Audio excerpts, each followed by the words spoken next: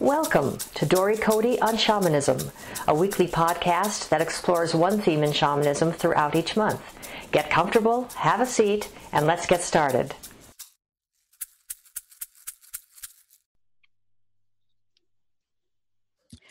Welcome to this week's podcast, where we continue our conversation about tribes. And this week in particular, we're going to be talking about how do tribes form?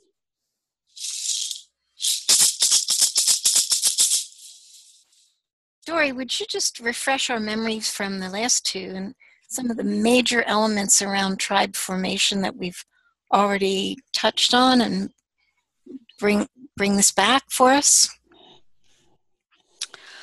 Sure. Tribes form around a common cause for the most part. And, you know, if we again go back in history to our ancestors created tribe for the most part for the sake of survival, ceremony, celebration, and shared purpose of some kind. So, for instance, those tribal peoples might have been family, and we talked about how families used to be so much more cohesive. You don't have to go that far back in history before, young people left home and pursued their own purpose and live far away and have their children far away. So now the grandparents are across the country. Cousins and aunts and uncles are scattered all over the place. And so, that sense of tribal family is not as common today as it was even back in the 1930s and 40s. And then people come together and create tribe around other common goals, even if they're not in any way related or even know each other, culturally or through any kind of religious affiliation. And those are things like, okay, again, war. I hate to keep talking about soldiers and war, but unfortunately, what has spurned a lot of tribal activity in more modern day culture has been war or terrorist attacks and things of that nature. You only have to go back to World War II in the United States. After Pearl Harbor, everybody who was a citizen of the United States was pretty much on board with, we are all now working for the war effort. The quote, the men went off to battle, the women stayed home and they became Rosie the Riveter. They figured out how to carry on with the Industrial Revolution to create the goods that were needed in order to supply the war effort. They cut back on what they were consuming in order to support the war effort. And everybody had a common goal. It would have been highly unusual to meet somebody on the street in the United States during World War II and have them not be engaged in some way in knowing that we as a country, our survival, our purpose was to win the war. When the war was over, that tribal community dispersed and the United States became, again, a bunch of individual states, individual communities, and that tribal effort ended. The same happened after 9/11, and that's not all that long ago. People came together with a very common purpose, and that was to help the people within the New York, Washington, D.C., and Pennsylvania areas that had been the most heavily impacted. And everybody's focus in the United States was on, what do we do? People came from all over the country to go to New York or to go to Washington, D.C., or to go to the site where the plane crashed in Pennsylvania to help the people, to sift through the rubble, to find the remains, to support the people who had been displaced as a result, to help with the trauma that people were experiencing. So again, a tribe got formed, even though people were from all over the nation coming together to, again, serve a common goal. And it was through that tribal connection that decisions got made to go to war without really thinking it through. We were so affronted, we were so offended, we were so frightened by what happened that the instinct to invade Afghanistan did not get questioned very heavily. And so as a tribe, we came together and we went to war. And, there's a situation where tribe came together initially for the survival of the people who had been impacted, and then moved in another direction of, not thinking very clearly and moving in a direction of actually doing harm. Not a positive purpose for a tribe. So tribes can exist to do good. Tribes can also exist to create harm. And it's so another reason to be so conscious about what is your tribe's purpose, and do you want to sign up for being a part of that tribe or not? And if you don't want to be a part of that tribe, then it's important for you to take yourself out of that tribal community. So there's got to be a purpose larger than yourself that your participation is in service of. Yes. And then the tribe has an identity. All the little American flags came out on the cars. Yes. And everywhere else right after 9/11. Mm-hmm. And we're still up as we went to war. And then slowly, as we began to realize that might not have been great, the American flags started disappearing again. That's right. That's true. And I like the thing about the symbology, because symbols and ceremonies emerge from those kinds of events. Remember the tie a yellow ribbon around the old oak tree? Mm-hmm. Now, during the Vietnam War, everybody had yellow ribbons around their trees. It was a way of creating symbology for, I am behind the war effort. I really want to bring our soldiers home. Mm-hmm. Let's bring our soldiers home. And, in 9/11,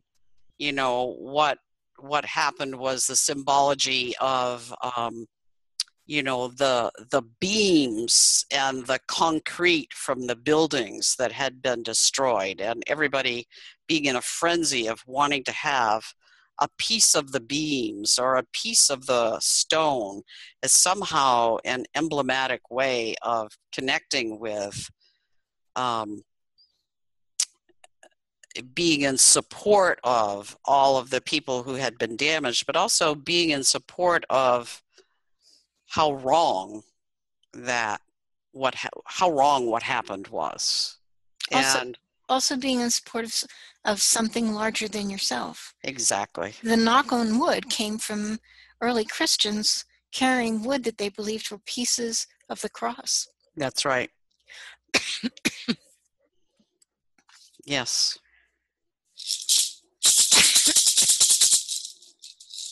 Some wars are created to protect our tribe. How might this be a deterrent to world peace?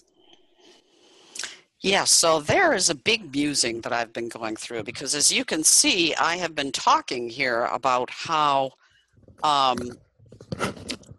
sometimes we create tribe for the sake of making war or supporting a war effort. And how does that work against the greater goal that so many of us have, which is supporting an effort of world peace? So again, I go back to what I said in the prior question, the conversation of the prior question, which is, we really need to take responsibility for what tribe we're signing up for. And what is the goal of that tribe? And is it an appropriate purpose? You know, like what happened after 9/11, and how we, out of our own fear, out of our own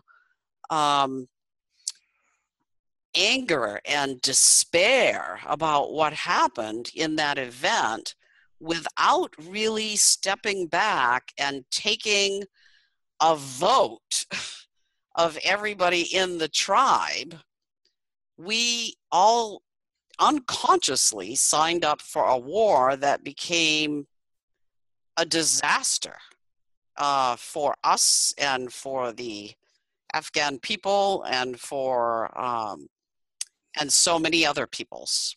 And you know what ended up spilling into Iraq, and so if you really are focused on creating world peace, then find a group of people who you can create tribe with, who are wholeheartedly committed in all of their actions to participating in creating an atmosphere of world peace. And you can't create an atmosphere of world peace when people are fighting amongst themselves. So a true tribal community is a community where everybody is working together. And, you know, like the people who were hunkered down in the tunnels during the invasion of Europe, and where bombs were falling, those people, they were huddled together in the tunnels, and they had to work together to survive. They shared the resources they had. And so if you want to create world peace, you have to huddle together with the people who have that same goal, share responsibility, and live from a place of peace, not from a place of fighting, bickering, throwing things, you know, screaming at other people that they're not right and you're right. And peace can't happen if you're warring. You have to be coming from a place of peace and harmony. And so pay attention to what tribe you sign on to be a member of, because we all end up being parts of a tribe that we occasionally would far prefer we had not been a member of.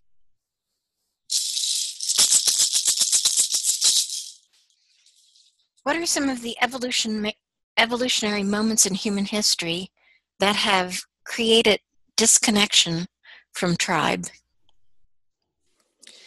Well, that was a part of Sebastian Junger's book that I was really quite fascinated by, and his talking about how the advent of agriculture actually was one of the first ways in which the concept of tribe became broken down in our history.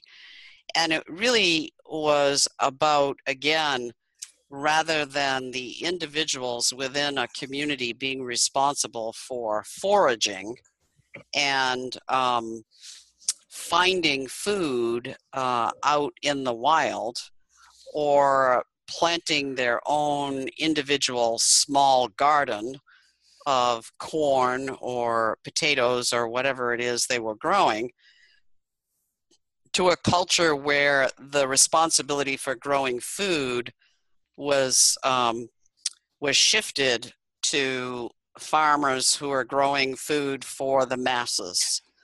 And as a result, now we no longer have communities of people or families of people who were responsible for feeding themselves and, you know, taking care of the garden, and what are we going to plant this year, and where is it going to go, and how are we going to put that food up so that we can make it through the winter, and you know, how many pigs do we need to have this year, or how many chickens do we need in order to have eggs year round, and how many chickens do we need to butcher to make it through the winter, and so on. That was really life not all that long ago. If we go back to the beginning of the 1900s or even later than that, that is how the typical family lived in our country. Mm-hmm. And then all of that got moved to mass agriculture. And that was the beginning of the falling apart of the family as tribe, and as he postulates. And the other that he talks about, which I find equally fascinating, is the Industrial Revolution. And, the creation of mass goods in an industrial environment where, people left the family to go to work someplace outside of home for the sake of making money, to come home and use that money to buy food and goods from a central distribution place. And ultimately what that meant was no longer using the natural resources and no longer participating as a family to create shelter and food and ceremony for themselves. It's pretty interesting. That is interesting. I agree with most of it. If you look at it from a historical perspective, it is really how, the larger family. I'm not just talking about the mom and dad and children as family. I'm talking about the larger family, the more like what you were talking about, the clan. All of the aunts and uncles and cousins and nieces and nephews and siblings who are in a same geographic area and work together to, mow grandpa's lawn because grandpa can't mow it anymore, or put some extra peas in the garden because Aunt Mabel has to have surgery this summer and she can't grow her own peas. Those kinds of ways are the ways that those families were tribal. And since the agricultural revolution and the industrial revolution, that has become less and less true. And that's small family disasters allowing people to come to contribute for something that's a cause larger than themselves to serve. Exactly. And now we have services that families buy to take care of their people in need. Exactly. It's, it's the difference between elder people going to nursing homes rather than being taken in by family members and cared for until they die. The in-law suite is a thing of past. Yeah. Exactly. I think back even in my own life to my maternal grandmother, who lived in that era to be quite old, actually. And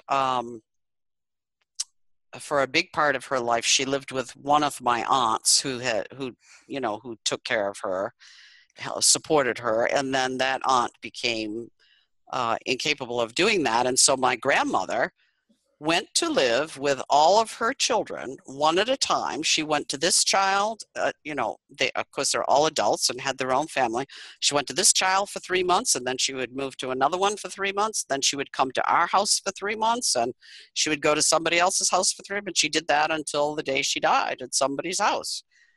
And, that's unheard of, pretty much unheard of in today's world. Does it happen? Yes. But not in the ways that it did out of necessity, in the earlier 1900s. Now we have nursing homes, and that's where people go. And that is not tribe. That is the absolute opposite of tribe. That takes people, isolates them from their tribe. And for the most part, in nursing homes, tribes don't get created. There are, however, some over 55 communities or condo associations that end up becoming that way, that create tribes like Willow Grove in Brunswick, where you just have this vibrant community where people are living together in an association. They have a name, they've got a symbol, and they do for each other. Yes, and that's a beautiful thing. And that's, my hope is that over time, those kinds of communities will begin to crop up more and more, and become tribes for one another, where your next door neighbor is having knee replacement surgery, and so everybody in the community comes together and makes sure that there's food there to take care of him or her, and that someone goes and picks them up at the hospital and makes sure they get out of the car okay, and all of that's tribe.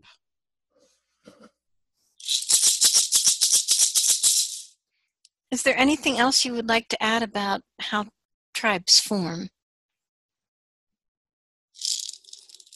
Not at this time. No, I feel like we've covered this quite well. Thank you.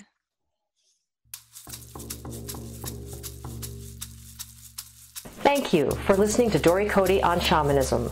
We'd love to hear your thoughts, stories, reactions, and questions. Come on over to dorycote.com and join the conversation. And tune in next week for more on this subject, or next month for a new subject. You can subscribe to this podcast in iTunes or sign up on dorycote.com to receive notices when the podcasts are posted. That's Dory, D-O-R-Y, and Cote, C-O-T-E.com. Drumming and rattling by Dory Cote and Terry Morgan. Technical assistance and audio production by JillHackett.com. And this is Susan Savelle, wishing you many blessings in your life. We hope to have you join us next time.